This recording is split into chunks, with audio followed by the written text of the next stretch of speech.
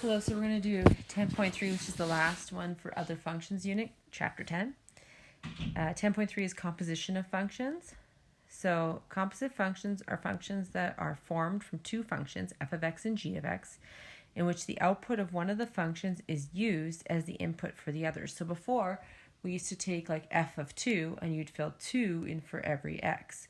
Now we're going to have f of g of x. So you're going to fill g of x in for all the x's in f. So you're actually filling a function, an equation, into the other equation. Okay? If you see f fog, that's how I say fog, f open dot g, close dot's multiplication, f open dot g is composition. You will rewrite it as f of g of x. So we call it f of g of x. So whatever the second function is, it gets inserted into the first function. All right, and this kind of sums it all up. If you need a place to look, you can go look at this first page. So we're going to actually start doing this. Oh, there's one sum at the bottom. The domain of f of g of x, so like that f open dot g of x or f of g of x, is the set of all the values of x in the domain of g, for which g is the domain of f. Restrictions must be considered. So you have to look at the two functions composed in order to come up with what the domain will be. All right, let's look at an example. So here we have f g of x, f of g of x. It can be written like this, f open dot g of 6. That's how it could be written. Now that's not helpful, that's not helpful to us written like that. So we will rewrite it if it was written like that, like the question is written. So we have f of g of 6. So when there's actually a number, we have to find g of 6 first. So we're going to do f of whatever the heck g of 6 is. Okay? G of 6, all g of 6 means is this is my x on g, what is my y? Okay? So if we go to where x is 6 and we follow it up to our g, it's right here, our y is 3. So g of 6 equals 3. And that's just function notation way of writing the coordinate 6, 3. That's on the equation g of x. Okay? So g of 6 equals 3. So instead of writing g of 6, we're going to write f of 3. Because g of 6 is 3. So we're going to put that in. Now we have to find f of 3. So I go to where x equals 3, and I look for the y on f, and it happens to be at 0. So my answer is 0. So what did we find? We found f of g of 6 equals 0. And remember, whenever we plug a number in, we actually found a coordinate. So on the graph of f of g of x, technically, on the graph of f of g of x, we just found a coordinate. We found the coordinate 6, 0. But the answer to this question is not 6, 0. The answer to this question is just 0. But what I'm telling you is, what we actually found is on the graph of f of g of x, we found the point 6, 0. But for this question, f of g of 6 is just equal to 0. So if it was a multiple choice answer, you'd circle the answer that was 0. Okay. F or B. F of g of negative 2. So the first thing we need to find is negative 2. Follow it up to g, which is here. Follow it over. So it's 7. So g of negative 2 equals 7. So in for g of negative 2 here, I'm going to put 7. So I'm going to get f of 7. Now I'm going to go to 7. X equals 7. Follow it up to f. Follow it over. It's 2. Okay? So on the graph of f of g of x, there's a point at negative 2 and 2, because we always use the first x we found here, right? So that would be my original x. So negative 2, and my new y is 2. Okay, do the next one.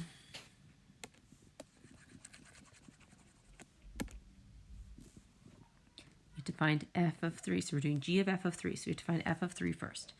So we go to 3, follow it up to f, which happens to just be on the x-axis. So f of 3, off to the side here just so I remember, f of 3 equals 0. So in for f of 3, I'm going to put 0. So I'm going to get g of 0. So then I go to where x is 0 and I follow it up to my g, and my y is 6. And that's my answer, 6. What did I indirectly find? On the graph of g of f of x, there's a point at 3, because I take my first x, and 6. But the answer to this question, g of f of 3, is just 6. Okay, g of f of 7. So I need to find f of 7 first. So I go to 7, follow it up to f, follow it over, and it's 2. So f of 7 equals 2, so we know that. So we're going to go g of 2 now, because f of 7 equals 2. Now I get to find g of 2. G of 2, go to 2, follow it up to g, follow it over, and it's 5. So g of 2 is 5, so that's my answer. And what did I indirectly find? I found a coordinate on g of f of x, because that's the original here. I found a coordinate on g of f of x, and it's at 7 and 5. But what's the answer to g of f of 7? Just 5. Okay, so I can be given a graph and then find what the y value is if they give me a specific x. Or, instead of giving me the graph where I can directly find the y's, I might have to find the y's myself. So example 2. If f of x equals x plus 6 and g of x equals negative 3x plus 5, determine each of the following. So we're going to find g, or f of g of negative 4. So I need to find out what the heck g of negative 4 is. Last time I had a graph, so I went to x equals negative 4 and found its corresponding y on g. But now I have to actually find out what it is by doing function notation from grade 10. So I'm going to go g of negative 4 equals, and I have to plug it into my g equation for x. So I'm going to get negative 3. Actually, I'm going to do it lower. Sorry, I don't want it to run into this work. So I'm going to go g of negative 4, and I do it off to the side, equals negative 3 times negative 4 plus 5. Negative 3 times negative 4 is 12 plus 5, so it equals 17. So I know g of negative 4 equals 17, right? So I can plug that in for g of negative 4. So I'm going to go f of 17 now. And now I can actually find that by plugging it into the f of x equation. So I'm going to go 17, because it's x plus 6. So I'm going to go 17 plus 6. And so my answer is 23.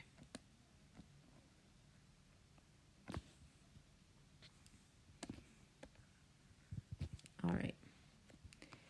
B is g of f of 0. So the first thing I'm going to have to find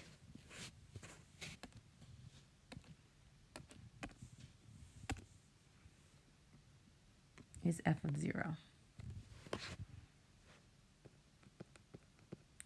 So f of 0 equals, well, I have to fill it into the f of x formula. The f of x formula is x plus 6. So f of 0 equals 0 plus 6, which is 6. So in for f of 0, I'm going to put a 6. So I'm going to go g of 6. And I'm going to plug 6 into the g formula now, which is negative 3x plus 5. So I'm going to go negative 3 times 6 plus 5, which equals negative 18 plus 5, which equals negative 13. And that's my answer. So this one's g of 8, which could have been technically written like this. G, open dot, that looks like a closed dot, that looks like a multiplication symbol. So it could have been written as g, open dot, g of 8. They could write it like that, but that way is not helpful. So we always want it written like how C already is written, okay? So I'm going to find g of 8 first. So I'm going to go down here and I'm going to go g of 8. And I plugged into the g formula, which is negative 3x plus 5. So I'm going to get negative 3 times 8 plus 5, which is negative 24, plus 5, which equals negative 19. So I know g of 8 is negative 19. So in for g of 8 up here, I'm going to put negative 19. So I'm going to go g of negative 19. And now I'm going to fill that into the g formula. So I'm going to get negative 3 times negative 19 plus 5. Negative 3 times negative 19 is like 3 times 20, which is 60 minus 3.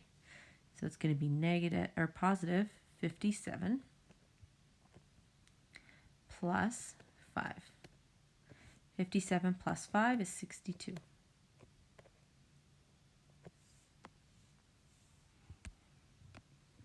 D is f of negative 1. So I have to find f of negative 1 first. So I'm going to go f of negative 1 equals, and I plug it into the f formula, which is x plus 6. So I'm going to get negative 1 plus 6, which is 5. So that's going to go in for f of negative 1. So I'm going to get f of 5, and now I can plug that into the f formula as well. The f formula is x plus 6. So instead of x plus 6, I'm going to get 5 plus 6, which equals 11. Okay, so those are two examples that if I actually insert a number in for x, I could be given the graph where I find the y values, or I could be given the equation where I find the y values. Okay, then example 3. So example 3 is f of g of x. Determine f of g of x and g of f of x for each of the functions. So in this case, I don't actually have values to plug in for my x's, so I'm going to actually plug an equation into another equation. So we're going to go f of g of x first. So that fog x. So that's f of g of x. So what do? I can't plug a number in for g of x because it's not g of like 2 or something, it's g of x. So g of x equals x plus 2. So I'm going to fill x plus 2 in for g of x. So this is going to equal f of x squared. Now we learned that if we had f of 2, we'd plug 2 in for all of our x's in f, right? Well, now we don't have f of 2, we have f of x squared. So what we're going to do is we're going to plug x squared in for all of our x's in f. If it was a 2, we'd fill 2 in. But it's not a 2, it's an x squared. So we're going to fill x squared in for all of the x's in f. So f is actually square root x plus 4. So now we're not going to get square root x plus 4. We're going to get square root x, which is actually going to be filled in with x squared, plus 4. Now, if you type that into your calculator, you're going to actually find, you can type in the square root x plus 4, you can find its domain. Its domain is actually XER. Once you type it in, you'll see that it goes on for life. But what you can do is you can find the equation and then look at the domain and range for it if it's asked for it, which this one isn't. So that's f of g of x. Now we're going to do g of f of x. So I'm going to go g open dot f of x is the same as g of f of x. Now in for f of x, we're going to fill in what f of x is. F of x is square root x plus 4. So I'm going to get g of square root x plus 4. Now if it was g of 2 instead, I'd fill 2 in for the x for x squared. But it's not g of 2, it's g of square root x plus 4. So what am I going to do? I'm going to fill square root x plus 4 in for this x of g of x. So I'm going to technically get square root x plus 4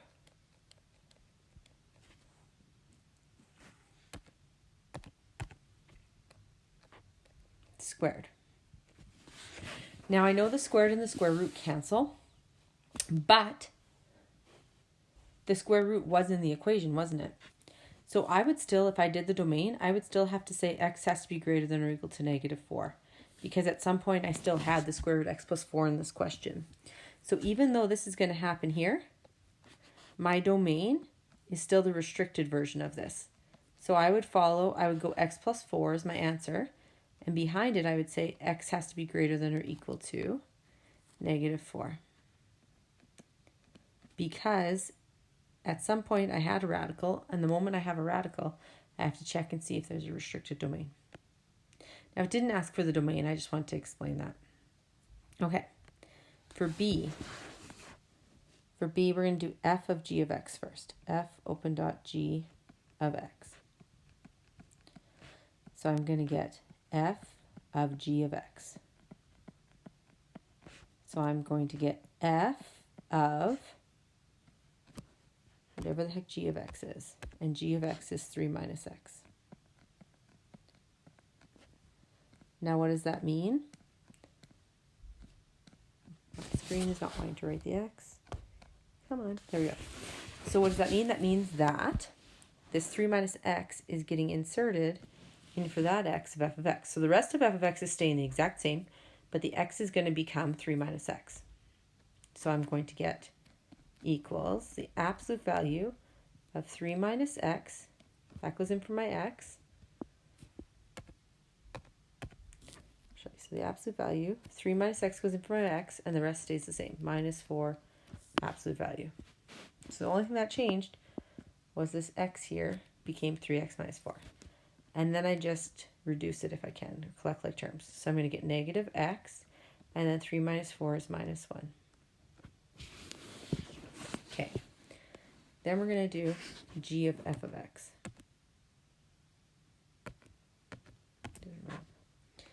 So g of, oops, that doesn't look like an open dot. G of f of x.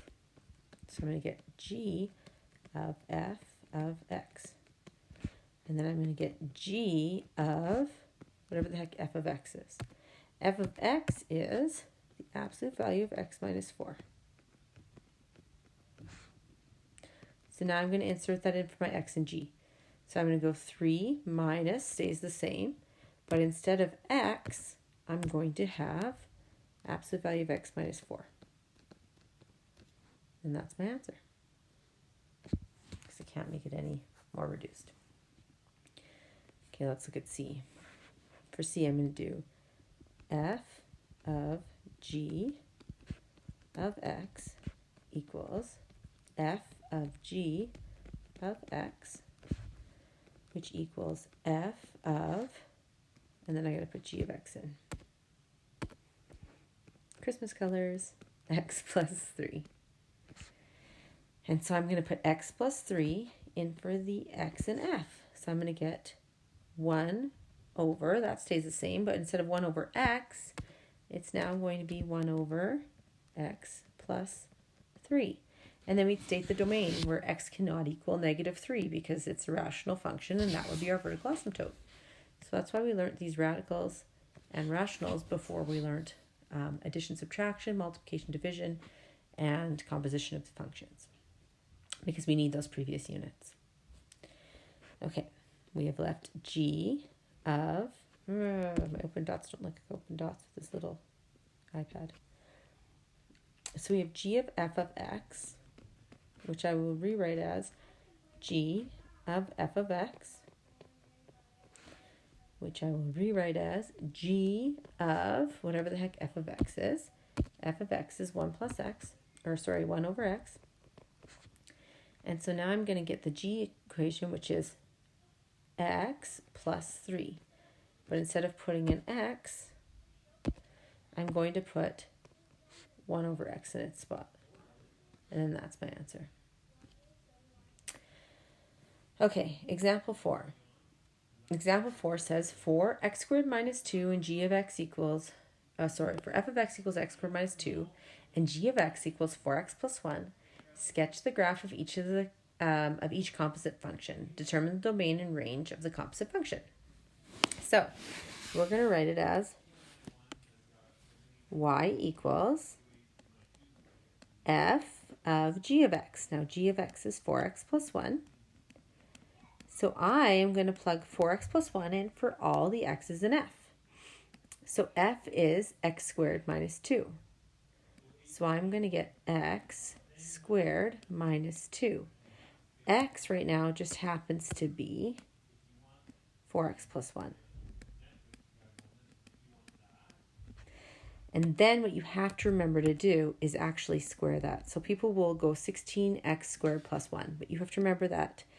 And I've told you this before, whenever you have a squared, I always just rewrite it twice so I don't miss my middle term.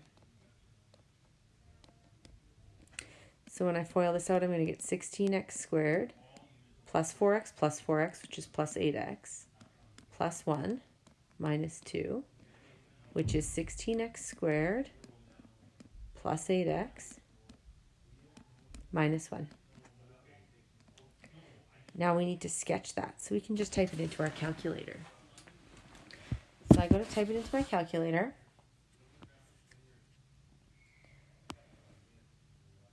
And I type it into my y equals. And I'm going to get 16x squared plus 8x minus 1. And I'm going to look at my graph.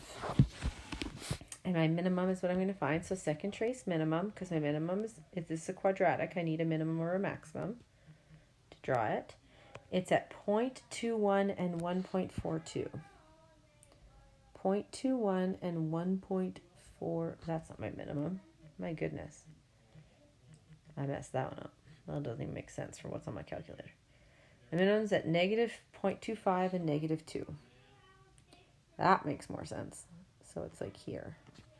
And then I can go to my table of values and pull points off of it. So I have 0 and negative 1. And I have negative 1 and 7.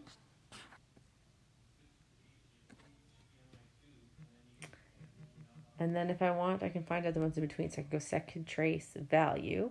And I'm going to put in x equals 1. Well, that's 23. That's too big. So I'm going to try 0.5. Second trace value, x equals 0.5. And I get 7. So 0.5 and 7.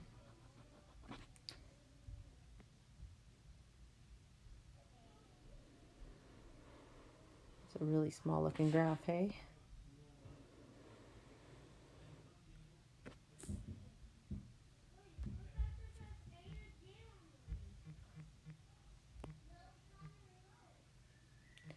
Could have went negative 0.5 too. Negative 0.5 is at negative 1. Yeah, so right here. So there's a sketch of it. Okay? What's my domain? Well, it's a quadratic. So my domain is set notation, x such that x and l are the reals. Or, in interval notation, negative infinity to positive infinity. Round brackets because it doesn't equal it. My range, however, is going to be y such that my lowest value is negative 2. My entire graph is above that. So it's going to be y such that y is greater than or equal to negative 2 yer. Or in interval notation, it's greater than or equal to negative 2. So I do square bracket negative 2 to infinity round bracket. Okay, let's look at y equals g of f of x. So now I'm going to get y equals g of f of x. F of x is x squared minus 2. Now that's going to get inserted into 4x plus 1. But instead of x, I'm going to have x squared minus 2.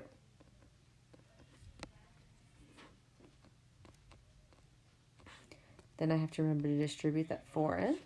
So I get 4x squared, and then 4 times negative 2 minus 8 plus 1. And then I'm going to collect like terms. So I get 4x squared minus 7. And I'm going to type that into my calculator. And I can find my minimum, but I know my minimum because of transformations is going to be at 0 and negative 7. But you can use your calculator to find it. And then go to your table of values, second graph. And I'm going to get 0 and negative 7 and 1 and negative 3, and negative 1 and negative 3, and 2 and 9, and negative 2 and 9. It's symmetrical about the x-axis, or the y-axis. So I sketch that. Boom. Boom. Okay. Woo! I don't know if you guys can hear this, but my daughters are playing on the Wii, and they're cheering really loudly. So you might be able to hear that. Okay. The domain of a quadratic is XER still. And it's still a quadratic in this case. Or negative infinity to positive infinity.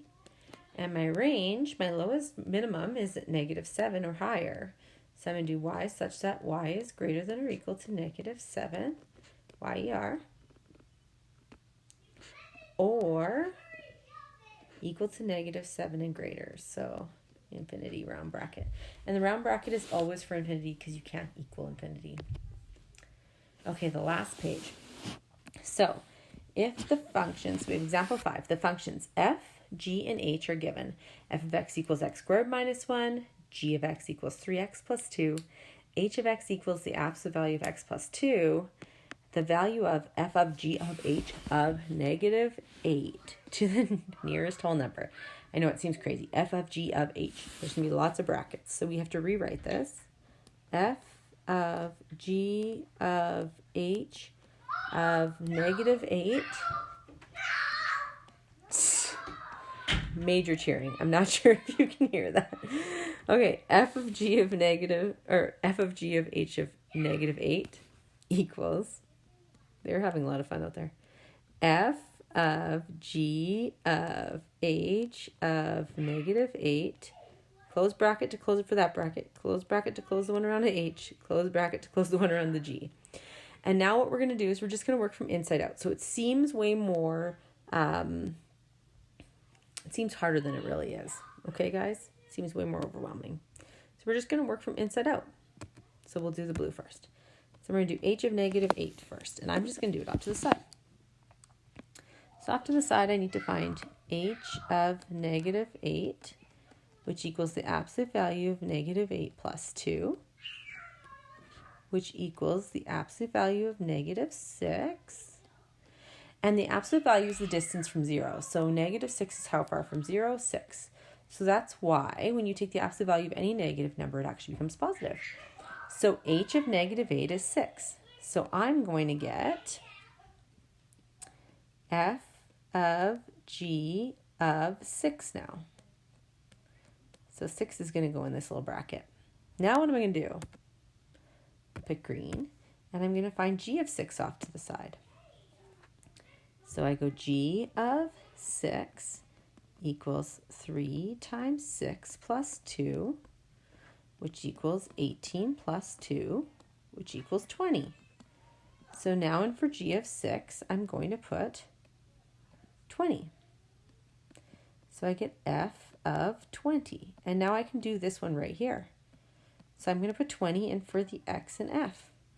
So instead of x squared minus 1, I'm going to get 20 squared minus 1, which is 400 minus 1, which equals 399. So that's the actual answer. What did I find? I found a point on the graph of f of g of h of x. There's a point at negative 8 technically and 399. So you always use the original x as your x on that point. But my answer is just 399. Last example, example 6. If h of x equals f of g of x, determine f of x and g of x when h of x equals 2 over 3 minus x squared. So this is where we are given the answer. So we fill in what we know. So we know that h of x is 2 over 3 minus x squared equals f of g of x. So I need to find out what I could put in here and insert into an original f. So what I always do is look at something that's complicated.